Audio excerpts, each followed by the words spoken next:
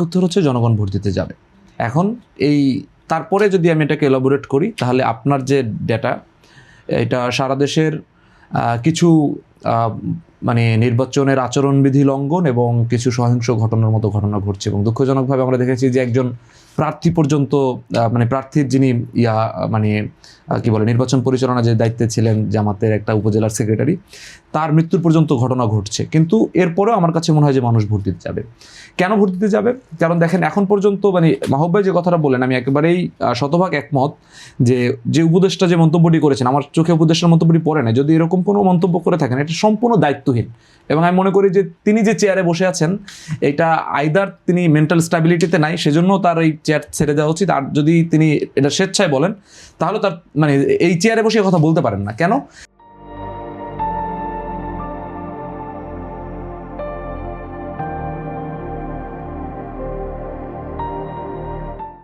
দেখেন এখন পর্যন্ত যতগুলো জরিপ হয়েছে সেটা পত্রিকাগুলো বলেন ইন্ডিপেন্ডেন্ট গবেষণা প্রতিষ্ঠান বলেন, কোনো জরিপেই কিন্তু 10%-এর বেশি কোনো জরিপে মানুষ বলে নাই যে না আমরা এই নির্বাচনে ভোট দিব না বা চাই না বা যাব না, এরকম কোনো ঘটনা ঘটে নাই।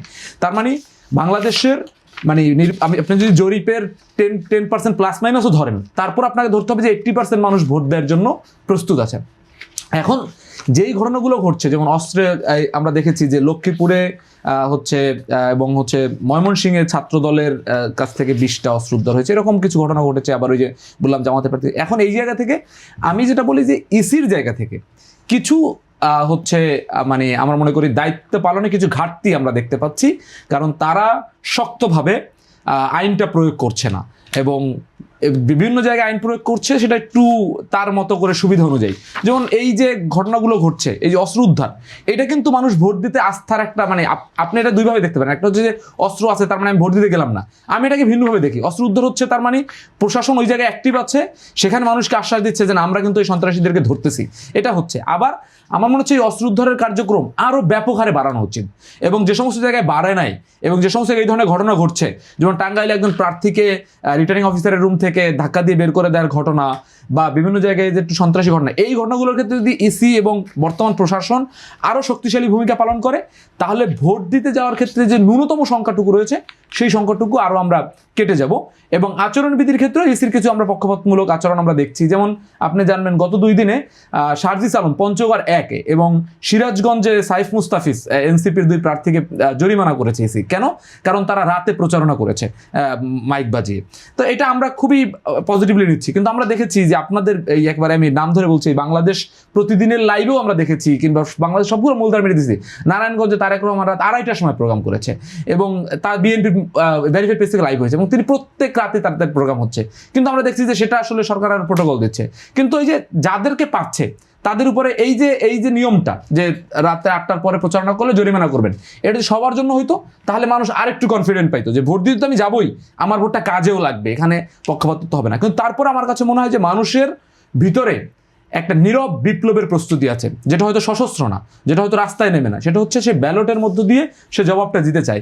সে গত 17 বছরে যেই ভোট দিতে পারে নাই সেটার জবাব দিতে চায়, গত 17 মাসে যে তার দোকান থেকে চাঁদা নিছে সেটার জবাব দিতে চায়, এবং গত 17 মাসে যে তার ব্যবসা বাণিজ্য বন্ধ করতে হয়েছে কিংবা নির্যাতন শিকার হয়েছে এইটার জবাবও দিতে চাই। এই জবাব দেওয়ার জন্য আমাদের মতো জনগণের কাছে আর কোনো উপায় নাই।